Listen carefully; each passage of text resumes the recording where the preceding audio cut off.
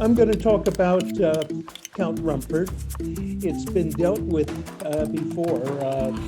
In September of 2020, Dan Klepner did a talk on this, very fine talk, in which he mainly emphasized the science of Rumford. I'm going to really discuss more about the historical and personal aspects of Rumford.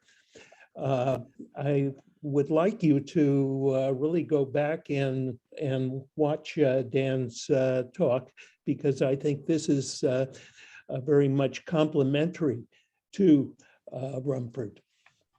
I found Rumford extremely interesting because he started as a poor farm boy from Woburn, Massachusetts, in colonial Woburn. And he ended up as total nobility in Europe. And I found this unbelievable, and I was really surprised by it, this rags to riches transformation at a time when social mobility was very, very limited. Really surprised me. In addition, I want to emphasize that his transition to titled nobility took place not because of his scientific work, but rather because of his political skills. In fact, I only really know of one person who was advanced to titled nobility above a knight for his scientific work, and that was Lord Kelvin. Lord Rayleigh inherited it. Now, I want to give you an idea of when he lived. He was born in 1753. That was just before the French-Indian Wars, as we call it in the United States, as the rest of the world calls this 7 Years' War. He died in 1814, which was just right after the Napoleonic Wars. Now, how I came upon him was when I was exploring the area. I was an immigrant from California at that time, and I was looking around, and I found this beautiful building in what I would at that time called Woburn. And it's a lovely building. It's built at the end of the 19th century, and you probably will recognize as H.H. Richardson. But what really interested me was when I saw this statue, and I saw it from the side, and it didn't look quite right for New England. The clothing was wrong, the dress was wrong, and I went over and I took a look at the statue, and I saw the inscription, and it said, Benjamin Thompson, Count Rumford. What the hell was he doing in Woburn? And I always imagined that Rumford was a European, titled European. I remember when I was in Berkeley and as a freshman and took Chem 1A, and the professor wrote this equation down, the first law of thermodynamics, which we all know and love. And he told the story of Rumford and his cannon boring experiment, and said that Rumford was responsible for it.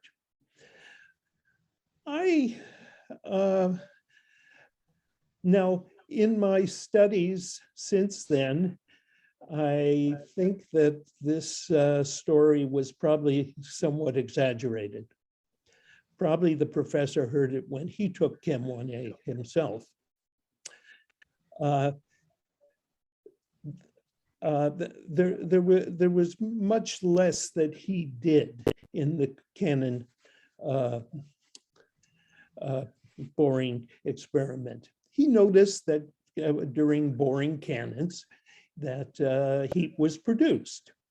And what he did was he designed some laboratory experiment that would demonstrate it. He measured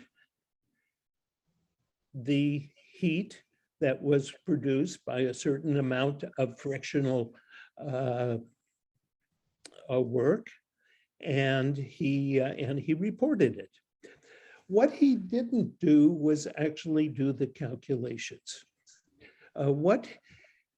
He had a limited education, as you will see. And what he generally did with his experiments was report the raw data. He very rarely reduced it to anything, and he may not have really been able to. For one reason, Newtonian mechanics was fairly hard to understand at that particular time, unless you had a reasonable amount of mathematics. In addition, the concept of energy and of mechanical energy and mechanical work had been worked out about 50 years ago by Emily de Châtier, but it wasn't widely disseminated, and it took some sophistication to understand it. So all he did was report the raw data. Now, the actual experiment that he did was actually calorimetry. It had been developed about 50 years before by Joseph Black, and who had defined the calorie and had defined and had shown the calorimetry techniques. What he actually did, what he actually measured was, of course, delta C. And if you had done the mathematics, he would have calculated the delta work, and he would therefore have gotten the heat capacity at constant pressure. About 40 years later, James Prescott Joule would do very, very careful measurements. Rather than doing friction, he would actually use a stirrer instead. And he would get the approximately 4.186 kilocalories per mole, per joule that we know. He then went back to Rayleigh's papers and took the raw data and calculated what Rayleigh would have gotten if Rayleigh had done the calculations, and it came within about 20% of his results as well. Joule probably is the one who really deserves the credit for the first law of thermodynamics. Also, interestingly enough, at the same time that Rayleigh was doing these calculations, not these measurements, Sadi Carnot was born. And 30 years later, he probably is the one who put in the minus PDV term in this sense. So he pretty much understood the first law of thermodynamics. Now, if that had been all, and if I hadn't been lazy and didn't go to the side of the statue and read this, there would probably have been the end of the story. This is a tablet on the side of that statue, which I did not read at the time, which tells Rumford's life. And it's extreme, as you will find out, it's extremely sanitized, and it excludes any of the controversy involving him. And it just says that he did some good physics, he did some good philanthropy, he was a statesman. That's fine and well. And it also mentions on the lower plaque that this statue is a copy of a statue, actually from the original mold, of a statue on Maximillianstrasse in Munich. Maximillianstrasse is the main ceremonial street in Munich. In addition, now I put on the side, because it's hard to read on with this lighting, is that he proved that heat is motion and had a glimpse of the great doctrine known later as the conservation of energy. And of course, this was written in 1899, way before we really discovered how really general and important the conservation of energy is, before we discovered how important it is in particle physics and Newton's theorem, etc. This statue was very controversial when it was put in 1899. And of course, nothing about the statue shows this. And the reason is that Rumford was considered a traitor to the United States during the Revolution. And we'll find out more about that later. This is probably the only statue to a British, to an American loyalist soldier in the United States. You'll probably have to go to Canada to see one. And here's the statue in Munich on Maximillianstrasse. You can read the German, even if you don't know German. Graf means count.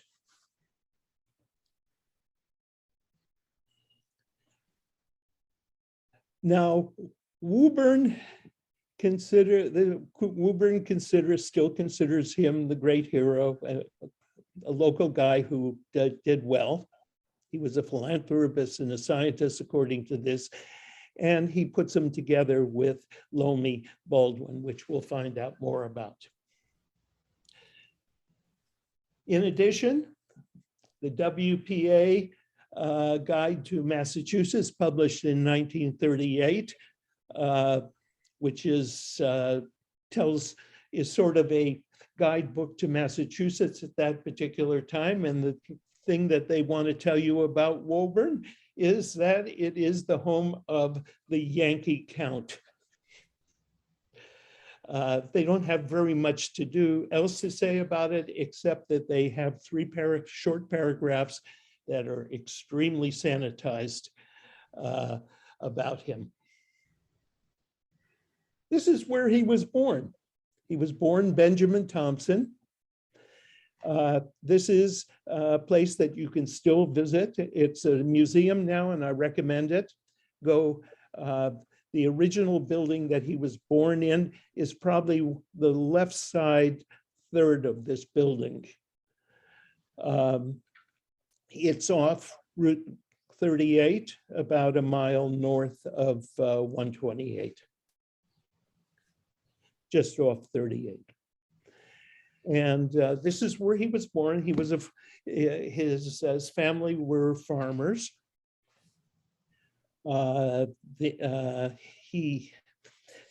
He had an elementary education. The colony of Massachusetts required that each town larger than a certain size provide, I think, 3 years of education to its kids.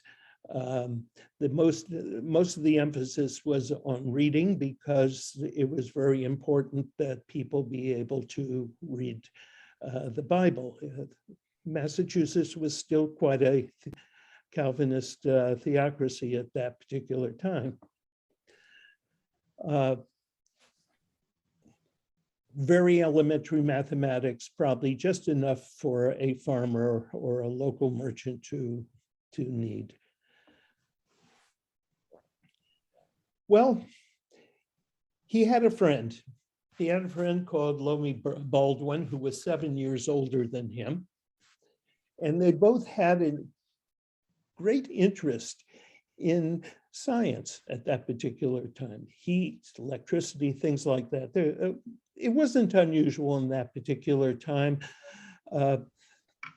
Colonial kids were very, very excited with science, mainly because of, I think, because they were emulating the success of Benjamin Franklin. Now, Lomi Baldwin became a very important person. He became a colonel in the Revolutionary Army. He was a staff member for Washington.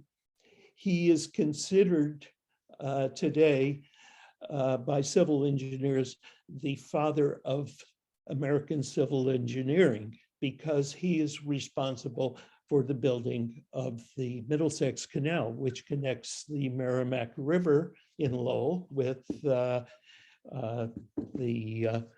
Mystic River and thereby Boston Harbor. Very much responsible for the development of the 18th century or the 19th century industrial powerhouse that that's in the Merrimack River, the Merrimack Valley.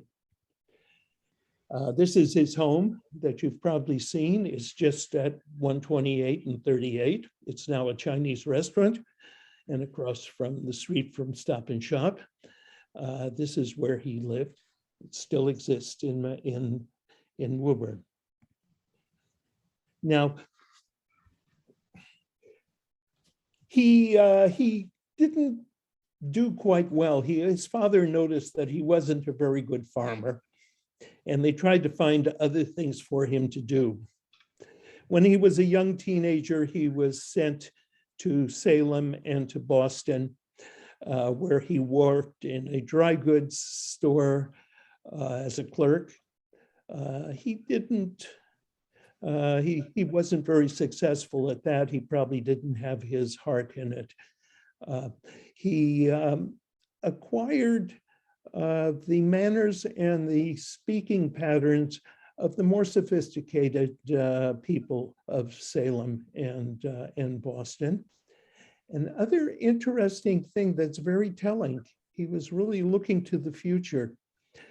He hired somebody to teach him French. Why? He's looking to the future, I guess. It wouldn't have been very useful in Massachusetts. He then went back to Woburn and was very shortly apprenticed to a physician, a doctor, and that didn't work out. So he was sent up north to Concord, New Hampshire. Now, that's very far north. It's in those days. It was a very small town. And some very interesting facts about Concord, New Hampshire. Several years earlier, it was known as Rumford, Massachusetts. Now, Rumford is the name, was the name of at least 5 different localities in the British Isles at that particular time. So it wasn't an uncommon name, but it was Rumford, New Hampshire. And what happened was that a royal court gave that land to New Hampshire. Massachusetts had been claiming all the land west of the Merrimack River. In addition, the town of Rumford had a dispute with the local town of Bow, I'm not sure which they satisfied, and because of this settlement, they changed their name to Concord. Now, some of the people in that town were unhappy for one reason or another. So they packed up and they moved to Maine, which at that time was part of Massachusetts, and called the name of their new town Rumford. That town still exists.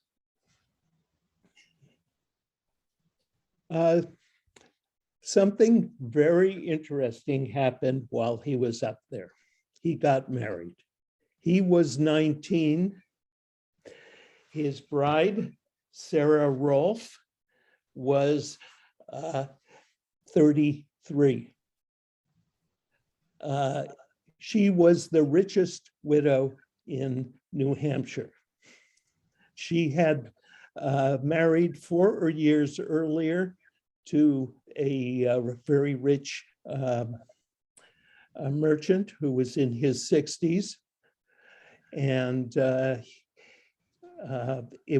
must be a very interesting story behind this. We know very little about Sarah. We have no pictures of her, but she married for the first time at the age of 29. Now, this is at a time when it was normal for girls to marry as early teenagers. There was a surplus of men, and it certainly was considered an unhappy situation for a woman to be unmarried. So there's some sort of backstory there that we don't know.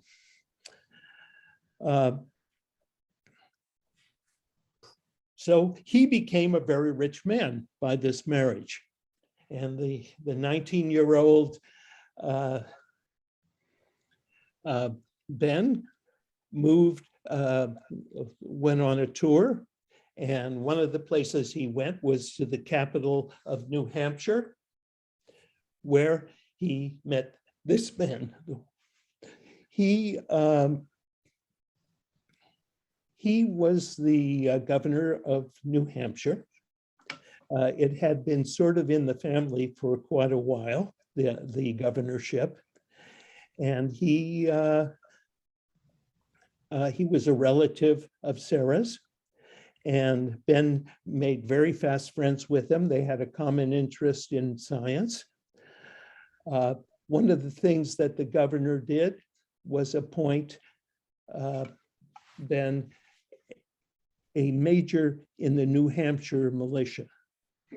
Now, this must have been a very unpleasant thing for many people in New Hampshire, because he passed over quite a few veterans of the French Indian War for this 19-year-old inexperienced kid who happened to be a relative. Well, Ben had very strong loyalist feelings. The agitation was growing against the British in the American colonies, especially in New England. And Ben seems to be have been involved in some sort of scheme to dissuade British soldiers from abandoning their posts and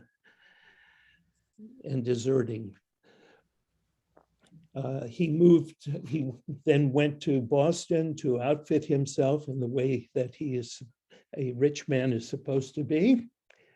It must have been very interesting when he came to Woburn, as he left a poor, unsuccessful farm boy and now came in a carriage with fine clothes and a very fine wife. Next thing that happened was the battles of Concord and Lexington, and a very active resistance to the British. And Ben was understood to be a loyalist, a Tory, and he was tried by the Concord Sons of Liberty. They didn't have enough evidence to convict him, but he decided it was a good idea to move to Woburn. And in Woburn, he lived for a short time, made contact again with Lomi. And what happened was that in the early part of the 20th century,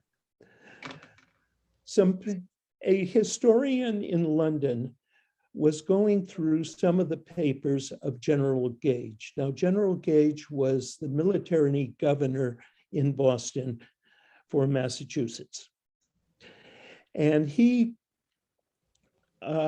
in one of the letters that was found, there was a personal letter written to someone, but in between the lines, written in invisible ink, were secrets of the American revolutionaries. They had information of ammunition dumps. They had information about the American troops that were available. All sorts of information like this. He was a spy. At some point, the people at Woburn got very nervous about him and decided to put him on trial. Ben, by the way, who also had a daughter by that time, named after the mother, Sarah, abandoned the two of them and rode off to Rhode Island, where he was picked up by a British ship in Narragansett Bay and taken to Boston, where he acted as an advisor to General Gage. When Boston was evacuated, he moved to London, and he made friends with this man, George Granville, who was he was in charge of the war against the Americans at that particular time. Ben became his secretary. He did quite a bit of experiments at that time, quite a bit of experiments in heat, mostly in conduction and in radiative heat transfer. He also did some experiments with the composition of gunpowder. He published all this in the Philosophical Journal of the Royal Society. He was made a member of the Royal Society. He, by the way, at this particular time that he was involved with these experiments, he would not have called himself a physicist or a scientist. These words did not exist in that context until 1834. A physicist at that time was considered a person who dabbled in medicines.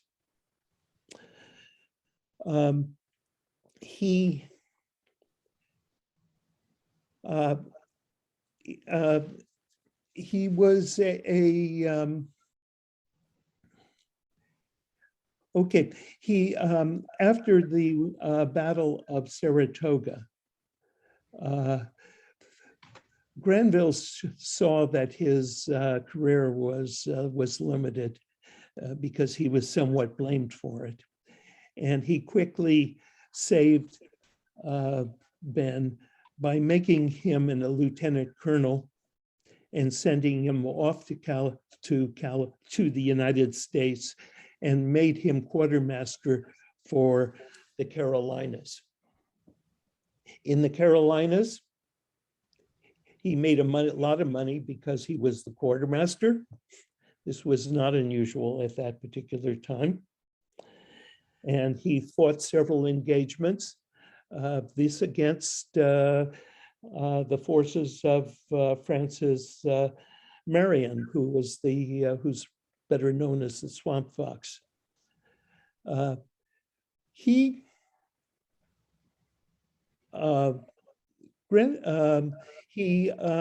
This is probably, as far as I can tell, this is the only time that he was involved in actual fighting or remotely involved with fighting as a soldier, even though his career later went on as a soldier. After Yorktown, he was evacuated from the Carolinas and spent the rest of the war fortifying Long Island, New York, and then moved back to London. Now, in London, he was a very rich man. He was a fellow of the Royal Society. He was doing heat experiments, and he was rich enough to have himself a portrait of himself done by the most prestigious and fashionable artist at that particular time, who was John Gainsbourg. And that's his picture in military uniform. Quite a handsome fellow, still very young. After a little while, the British government was always worried about its next war with France, and they decided that they needed more influence with the German nations to the east of France. They therefore decided to use Ben Thompson, and probably he was very happy to do this type of thing, to send him to that direction. In order to make him more interesting, they knighted him. He was now Sir Benjamin. Interestingly enough, he lied in his description of his background in his paper, his application for knighthood. He stated that his family had at one time owned or were the original owners of Thompson's Island in Boston Harbor. This was a bunch of hooey. His family came over much later. So he went off, and he's going to go to Vienna, which was really the big marketplace in Central Europe for soldiers. And along the way, he met Maximillian, Duke Maximillian. This happened in Strasbourg, and Maximillian was, at that time, serving in the Royal French Army. This was before the Revolution. This was not an unusual thing for noblemen of other countries to do, because the French army was considered probably the best in the world and the most advanced. And he they would go there for experience. He made good friends with the Duke. The Duke would later become the Elector of Bavaria. And eventually, even after that, he will become the first king of Bavaria. And he wrote a letter to his uncle, who at that time was the Elector of Bavaria. And a little thing to be said about what elector meant. Elector was a person who elected the emperor of the Holy Roman Empire. The German word for elector is, for emperor is Kaiser. The Kaiser, it was mostly ceremonial because for the last couple centuries, the Kaiser had always been the ruler of Austria, someone of the Habsburg family. The other thing was that the Elector in this particular case was the ruler of a sovereign country, Bavaria, which was part of the Holy Roman Empire. The Holy Roman Empire was a huge conglomeration of something like many hundred sovereign states, some of them large countries like Bavaria or Bohemia, and some were cities like Hamburg, and some were small towns. Some were even individual families who had sovereignty and reported only to the Kaiser, who had very loose strings with them.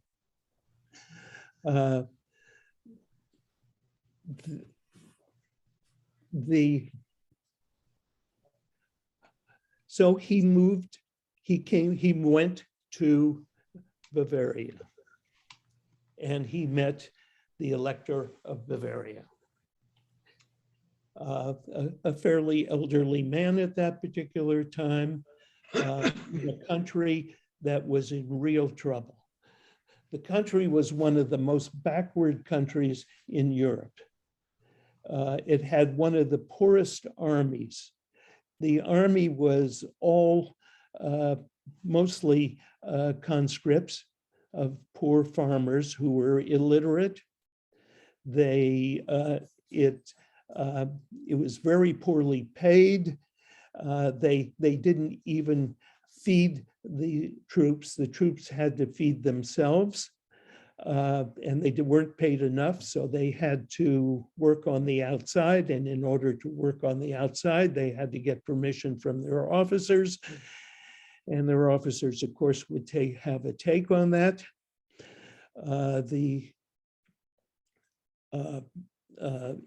There were too many officers for the number of troops that they had, and the officers were mostly noblemen who had very little interest in soldiering. It also was a country that was extremely poor. It's been estimated that something like about a third of the people were unemployed and unhoused. Beggary and robbery were very prevalent there. It was not the Bavaria that we know today. Ben made quite an impression on the Elector. And the Elector said, okay, fix up my country. And he made Ben a general in the Bavarian army. And Ben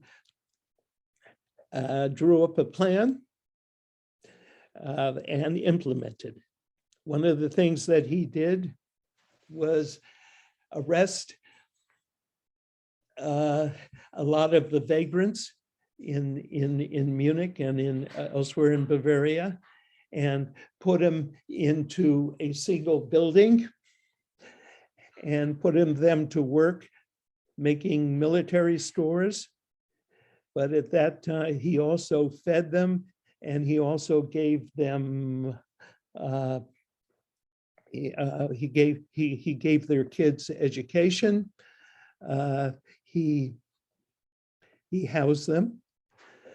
Whether they liked it or not, I don't know, but it solved some problems. It's probably the predecessor for the workhouses that we read about in Dickens later on. He, in addition, started reforming the army. It was during this time that he did his experiment on friction and heat. He started feeding the troops. In fact, at that time, he probably invented the chuck wagon as the means of feeding them. He also had to feed all these people who were in his poor people who were in his houses. So he made all sorts of inventions. One thing was he developed a soup.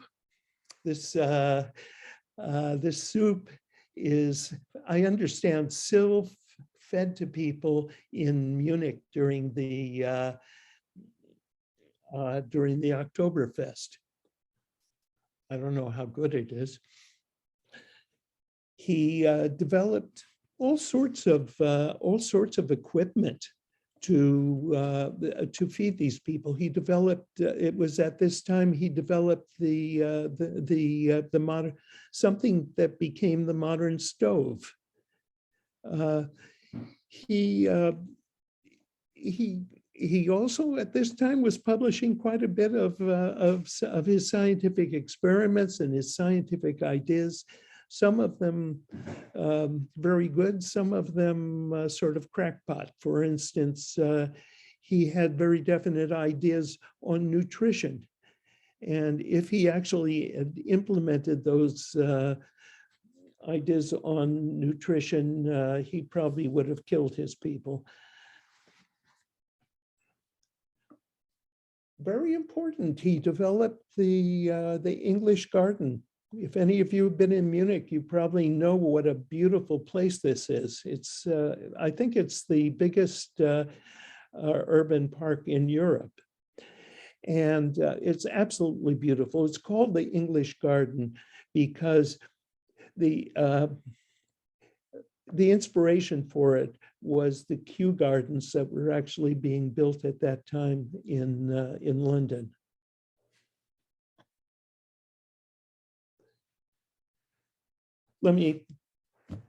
Okay, at that, so he accomplished a tremendous amount, and he very much impressed the Elector, and the Elector at that particular time decided to use his influence with the Holy Roman Empire and made him a count.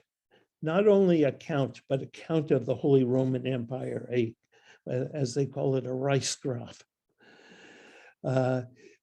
which put him ahead of other types of counts. He was then sent back to London by the Elector as the Bavarian ambassador to the United Kingdom. This was not well received in London. The idea that a British soldier, a British subject, should be a foreign ambassador to the United Kingdom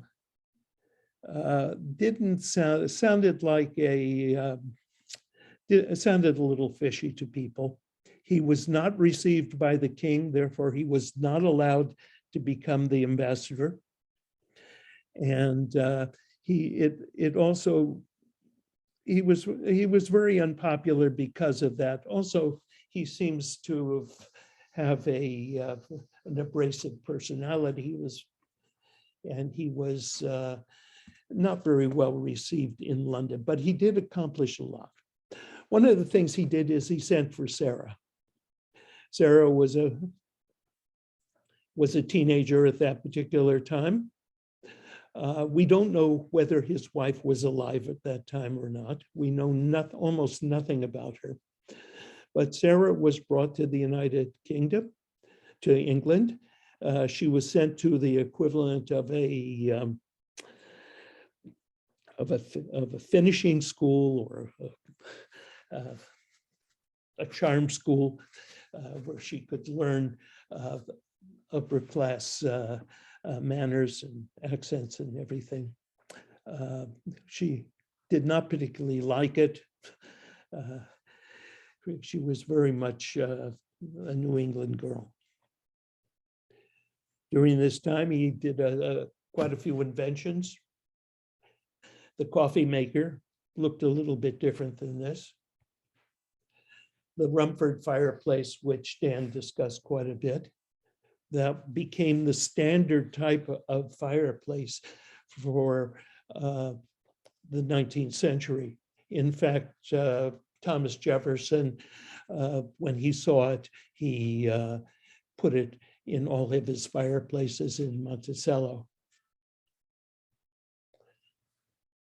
The predecessor of the oven. This I like a lot. It's a scientific instrument, and I like it so much because it's so simple and it measures extremely small differences between two places. Okay, at that particular time, they were building a locomotive. This was the first locomotive to pull passengers. All the other steam locomotives that had been built before had been built for mining. And this was a demonstration project in London. And according to records, Rumford collaborated in the design of it.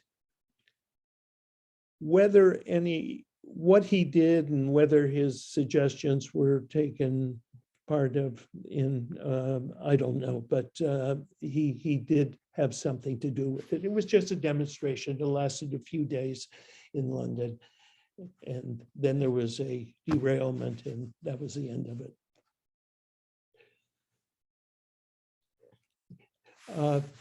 Very important.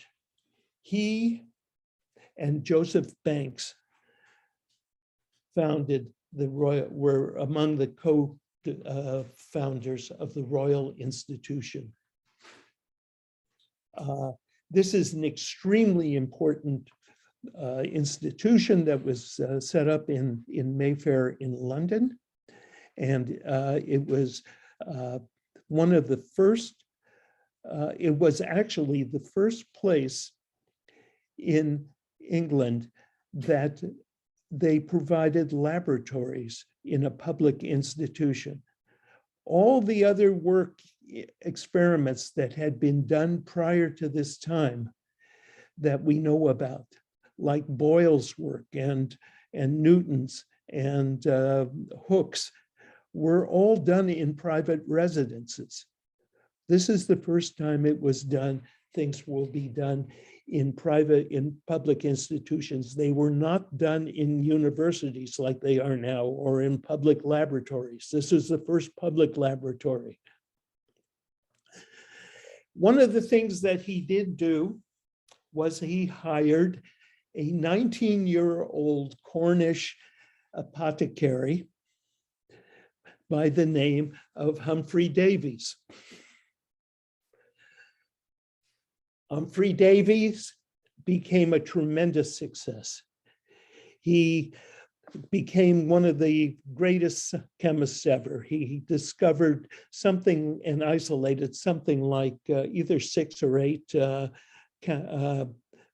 the chemical elements, including chlorine, sodium, potassium, strontium. calcium. Humphrey Davies also instituted the lectures that were so popular at that time, and they were very popular in London, and people would attend, and they were great entertainments as well. And he did a lot of whiz-bang experiments, and one of them ruined his eye, which made an opening for Michael Faraday, who we learned about 2 weeks ago. In addition, at that time, he donated some money to the Royal Society, which would give a yearly medal known as the Rumford Medal.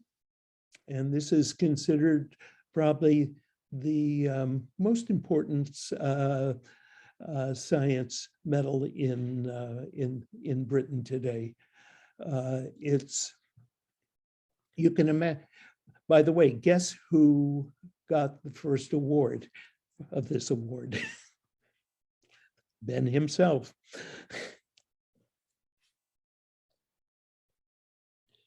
He also donated money to the American Academy of Arts and Sciences for a Rumford Prize for the same reason. I find it sort of interesting that this medal was awarded to the early United States, and it had the title Count on it at a time when titled nobility was not looked on very favorably at that time, but it's there, and that still exists. He went back to Munich. Now, war had been going on for a while. Oh, let me just mention one other thing while he was in London. It was around 1800 at that particular time. In the United States, between France and the United States, there existed a very low-key, undeclared naval war that was going on between the United States and France. And the United States was very worried that it might grow into something much, much larger. They were very hard up for officers with European experience. And therefore, Thomas Jefferson, probably under the influence of Baldwin, asked Rumford to become the first commandant of West Point. But, and this is very interesting because until this time, Rumford was considered a traitor. Rumford declined, and eventually he moved back to Bavaria, taking with him Sarah. One of the important things that, probably the thing that really made him a hero, was that there was a war going on between France and Austria at that time. And it was not, these two groups were not really respecting the borders of Bavaria. And the Bavaria was very much trying very hard to be neutral in this whole thing. And it looked like the Austrians were going to occupy Munich. So the Elector of Bavaria decided that it was a good time to visit his relative, the Elector of Saxony, and he left Rumford in charge of the army and the country. Rumford essentially became the ruler of Bavaria. And what he did was he made an agreement with the Austrian general, and Munich was not occupied. This makes him a hero of Munich. It makes him a hero to this day. There is a Munich Strasse in Munich. There's that statue you saw on Maximillian Strasse. And here's the Rumford Denkmal. Denkmal means monument in Munich, with some puffery that we have translated here. That's sort of sickening to read. So to this day, he is a hero of Munich because Munich was not occupied. The Elector was so happy with him that he made Sarah a countess in her own right. That was very, very unusual. The spirit of that time was sort of interesting. His social life. Number one, he fought with Sarah quite a bit. I think he probably disliked Sarah's choice of lovers. And Sarah eventually left and went back to Concord, New Hampshire. In addition, he seems to have had a very busy love life. The Countess of Salisbury, who was the wife of the British ambassador, wrote a letter which still exists today, which asks Rumford whether he has bedded the new electoress, Electorine, who had just come over from Austria as a teenager to marry the Elector. It was one of those political marriages between the Habsburgs and the Wittelsbachs to establish stronger political connections. Eventually, he moved to France and was quite renowned. He was a member of the Royal Society. He was known for his scientific work and for his political, his work in Bavaria.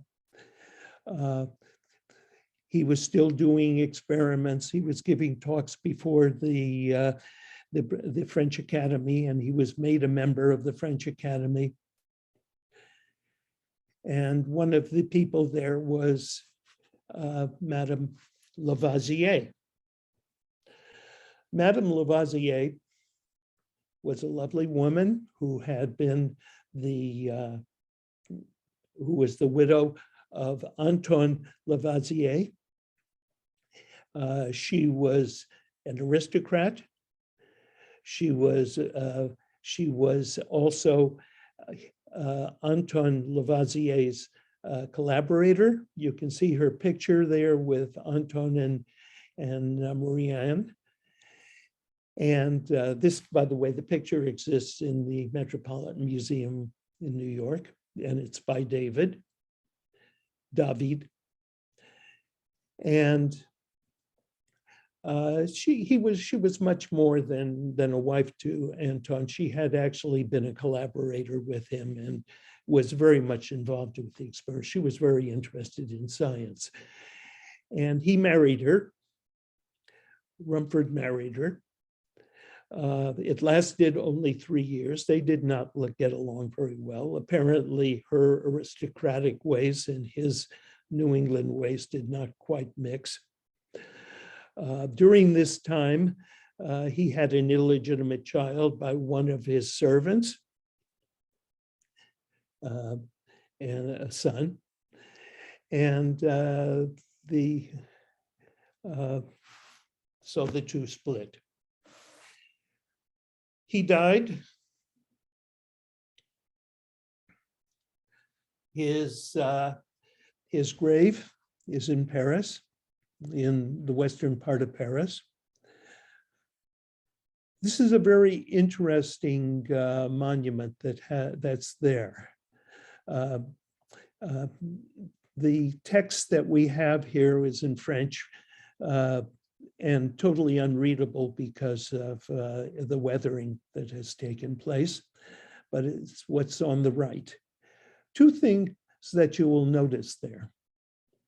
Number one, it says that he was born in Concord near Boston. He was born in Woburn. The other two things to notice here, it tells about his accomplishments in Bavaria and in France. Says nothing about his tremendous accomplishments in England. Of course, the war had just finished, and England had been successful.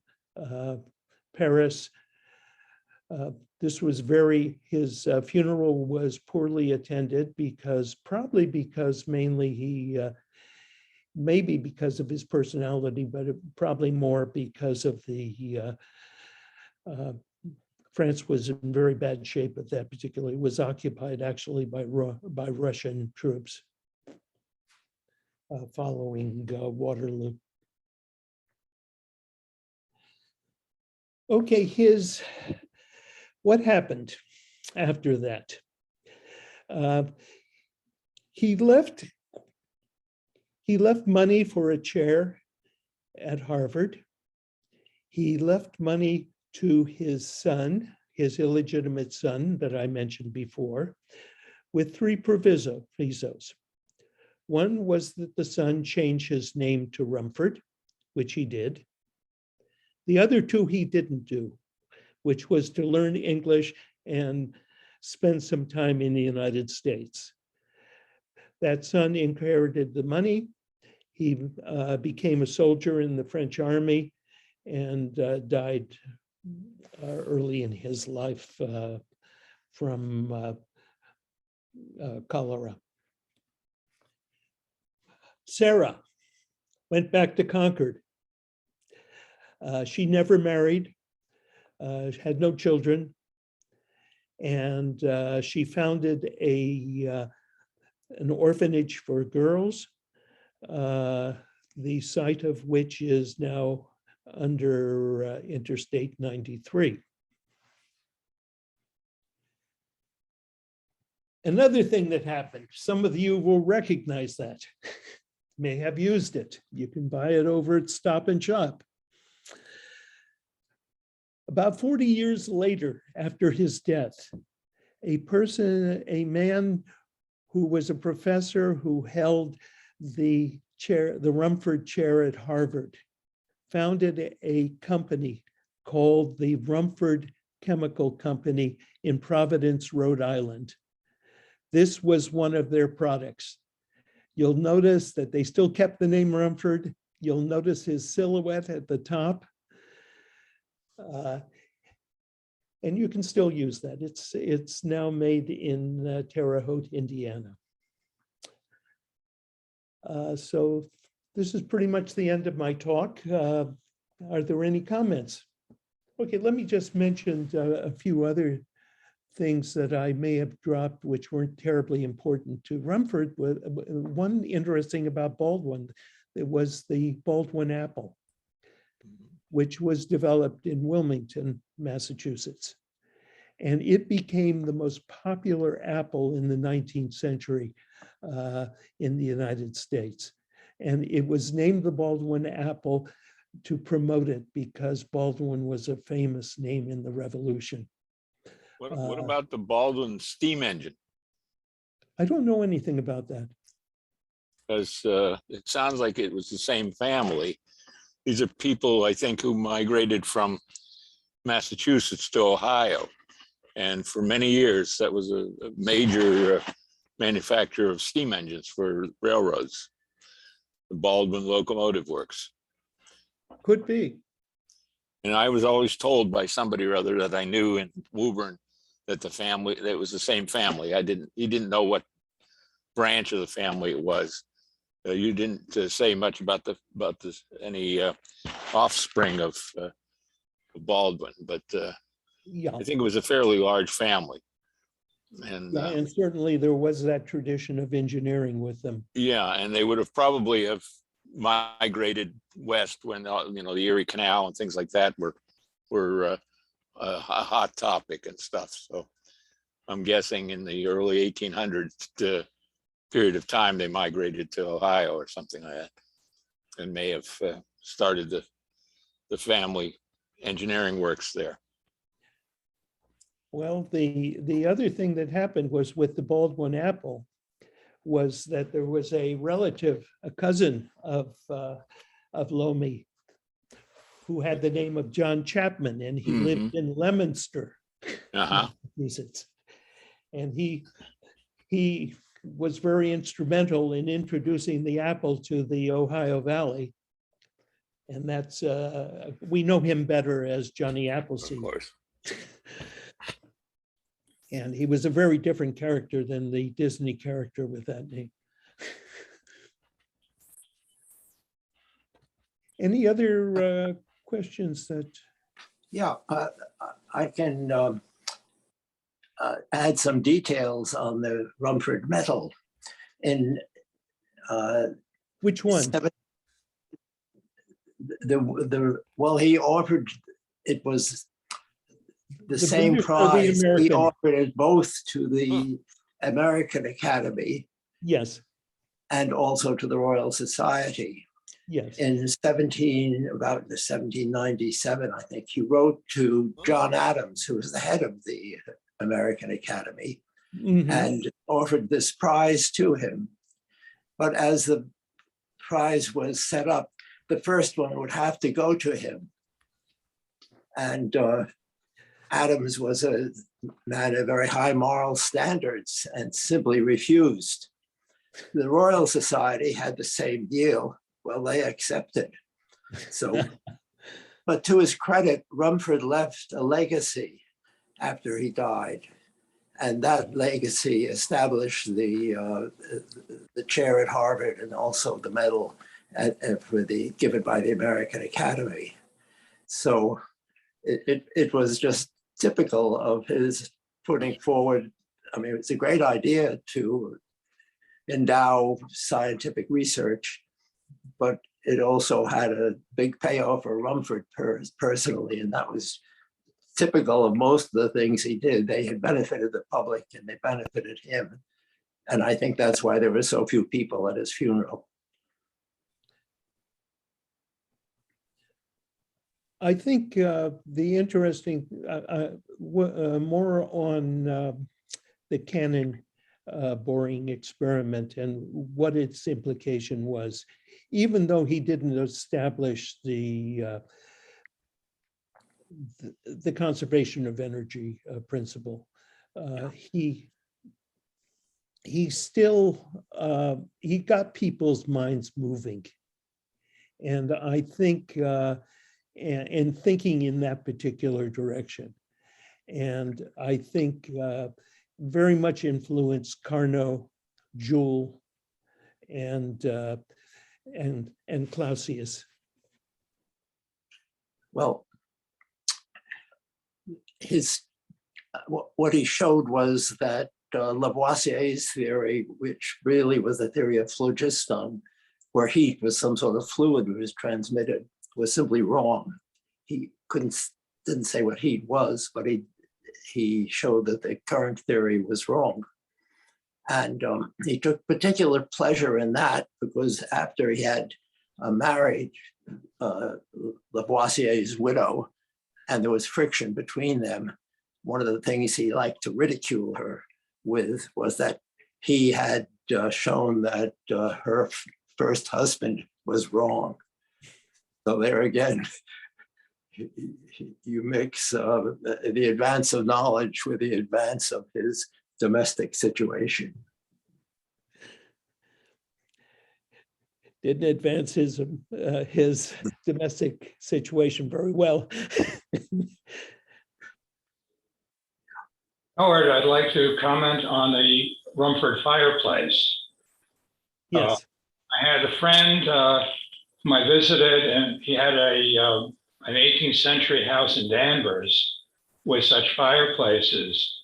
And it wasn't, obvious from the quick glance at the sketch that we got, but a Rumford fireplace is very, very different from what you see in most houses. Instead of the fire being recessed, it felt like the fire was in the middle of the room, and you had access pretty much to 270 degrees of radiant heat from it. And yet the proportions were such that the smoke ran up the chimney very, very well. So I think that aside from the political things between Rumford's fireplace and Franklin's stove, I think the fireplace would have been much more popular, well into the 19th century and early 20th century. But parlor stoves were more efficient even than that. So people, I think architects started going back to building more traditional fireplaces, and then people actually heated their rooms with stoves until they were confident that central heating was reliable, using the fireplace as a decorative thing with a stovepipe going into the fireplace somehow. But in terms of fireplaces, his was a fantastic job. I have no idea how he came up with the proportions, but they're very different from what you would think of as a good fireplace, and yet worked very well. Thank you. One other thing I might mention is that there's a Rumford Road in Lexington. And interestingly enough, it's right off Woburn Street.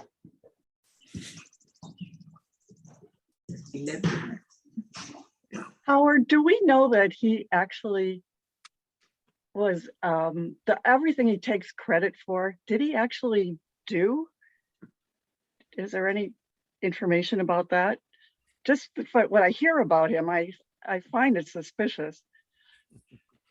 There was a little bit of a con man in him, but I mean, I think, I don't know. I don't know. This took place 200 years ago. And, there's